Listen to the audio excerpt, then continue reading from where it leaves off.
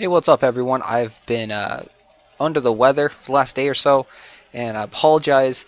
But I told the Alliance that I was going to get some of these base reviews, not like rate my bases, but we're just going to look at the maps on their bases and give some information on tower placement and layouts and what I would do to change slightly those base designs. But the big thing that I've talked about several times before, and I've told my Alliance over and over again, is that you should not really care about your trophy leaderboard ranking. The only time you should really care about that is when you're trying to push up in the leaderboards when you have like a nearly maxed out base. You can see here we are at 827th place. Excuse me. In the past series, we've got all the way up into the top 100, and we could stay into the top 100. Sure, it probably cost us a little bit of gems to keep staying up there, but for now, what we're doing is we're staying lower in the trophy leaderboards. We're attacking weaker level bases, and we're getting the free, easy money rather than struggling and fighting and scratching and clawing for every little piece of gold up in the top 100. Sure, you do get some metal boosts, but it's not really worthwhile. Just stay in a comfort zone, stay a little bit lower, and let the gold just flow in freely. So we're going to take a look at a couple bases here. Go look at this one right here, sav4gge. So in these, we're just going to look at the layouts and not go in and raid again. So he is at 3200, which means he has a lot of high-level towers. It's very interesting that he's using werewolves first. Werewolves, I haven't really tested them out in the new updates because they did get a lot of buffs. I do know that a elite boosted werewolf is pretty damn powerful. A normal werewolf, I'm not sure yet, so I would have to really go in and fight and see how that works out. I do know they have tons of life. They do run really quick, so if you don't actually kill them as you're running up, they run past you and then they devour your troops, and then they just kind of like one-shot your tent, and that can make you lose a lot. So it could be a great strategy, but again, I haven't really tested out fully the werewolves. I like how he has a lot of frosters, pyromancers. Everything else looks really good there. For tower layout, this setup, he has a high DPS setup right over here in this corner. So pretty much his base is all or nothing. In this corner is if you can get past that corner, you're going to be able to win. If you can't get past that corner, you lost, because everything he's put 1, 2, 3, 4, 5, 6, 7, 8, 9, 10, 11 towers over there and like 5 barricades. So this is a great style of base. If you are a little bit lower in the leaderboards, if you're not like maxed out, if like say he could get to 3600, but he's dropped down to like 3200 just to chill and to farm gold, his base will generate a lot of metals because people will come in here and be like, oh, I can take care of this, and then they'll all die like right around here, or die right around here, or they'll use a scroll right around here.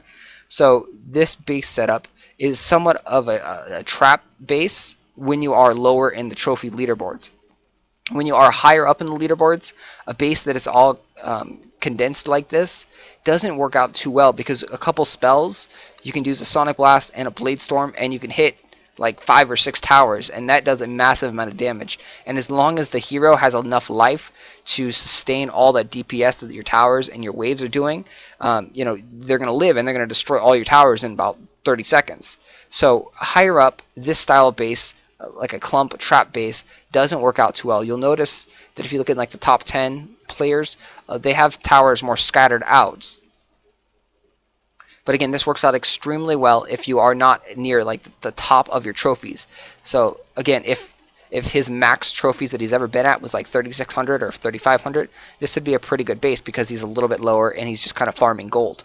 If his max trophies is like 3200, this isn't going to be that effective because those heroes are going to be able to push through this base, with little to no trouble.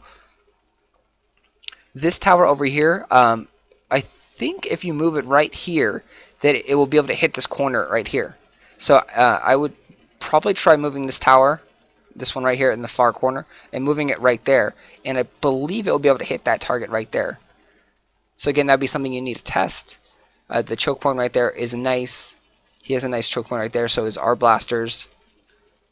So there you have it. That's going to be the first one here, and we'll go do one more.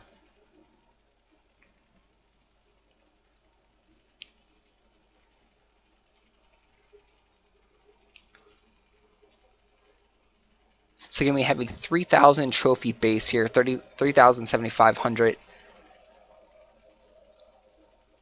Great utilization of that spot right there. This layout works extremely well because you can only take down one of these, maybe two of them with a max level Sonic Blast, and then you're stuck. It stalls a lot. And then up here, you have either a Firebolt Tower or a Skull Tower, which is very, very deadly. You always want to make sure that you utilize the spots like this that you have to actually have a cannon or call a Pyromancer way over the corner and actually attack that corner tower. Because otherwise you have to run all the way around. For his wave troops, he's using a lot of gargoyles. And the gargoyles, they are pretty powerful, especially if they're max level. The problem with this is he doesn't have a lot of like DPS focused base anywhere. So to me, this is kind of like a contradictory base. He's using gargoyles to try and kill the king with gargoyles, with like a burst DPS from the gargoyles, but he doesn't have a corner or a side like the other base that had like 10 towers in a row. The closest thing he has to it is this right here. And so this he has 1, 2, 3, 4, 5 towers.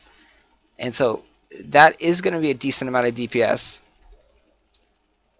But it's not as heavy DPS. What I would do for this is either take out the gargoyles, and potentially if the werewolf is as good as I'm hearing, and we have to test this, put werewolves in there instead of gargoyles, or go ahead and put more archers and blasters in there to do a lot more DPS that way. And blasters and archers will work really well with how his barriers are set up. So the archers and blasters can sit behind those guys, shoot across. Specifically the blasters, because they have a little bit longer range. So that's what I would do. Or if you do want to keep this exact setup, take like 3 of these towers and put them down in this corner right here. When you have a corner like this, you can always put a lot of towers around there, and you can get a lot of DPS sustained in one spot.